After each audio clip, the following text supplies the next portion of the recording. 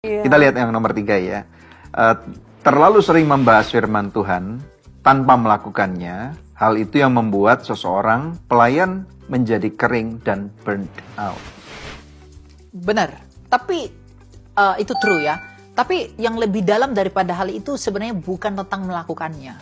Karena melakukannya itu memang dikatakan berbahagialah orang yang melakukan firman Tuhan. Yang mendengarkan dan melakukan. Tapi sebelum melakukan itu kan kita hanya belajar mendengar melakukan. Tapi sebelum ada jembatan sebenarnya yang susah ya, refleksi. Sebelum kita bisa berjalan, kita harus ngerangkak dulu. Kita harus bisa memetakan dulu. Maka sebelum ketika kita sudah bisa melakukan firman Tuhan, itu bukan karena kemampuan kita loh. Tapi anugerah. By grace. Nah, untuk menerima anugerah itulah jembatan itu. Makanya kalau orang udah bangga, saya sudah pemuda yang kaya itu, yang ketemu Yesus. Bagaimana aku bisa masuk kerajaan surga? Tuhan Yesus bilang, jangan begini, jangan begini, jangan begini. Dia merasa kaya loh. Saya sudah melakukan semuanya. Tapi karena Tuhan Yesus lihat hatinya cinta dengan uang, dia bilang, jual semua milikmu, ikut aku. Dia nggak jadi ikut Yesus. Artinya apa? Meskipun dia meskipun dia taat melakukan itu, tapi dia nggak bisa bertemu Yesus. Apa yang menghalangi dia? Hatinya.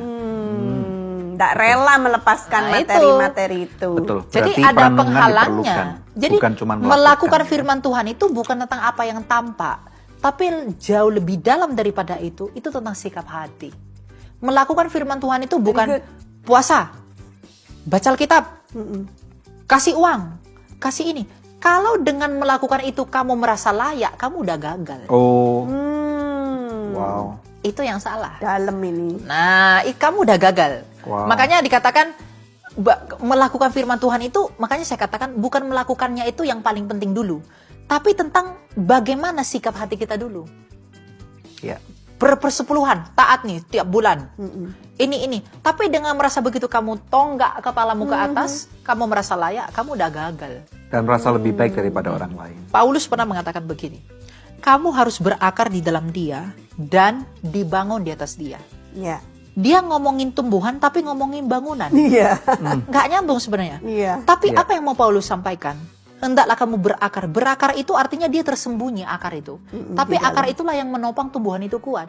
Nah, berakar ini artinya pertumbuhan rohani secara tersembunyi di hadapan Allah. Kita melayani Tuhan tanpa hubungan yang intim di kamar kita kepada Tuhan. Itu sia-sia. Wow. Tetapi agar bisa intim dengan Tuhan harus dipelihara dengan apa? Paulus mengatakan dibangun di atas dia.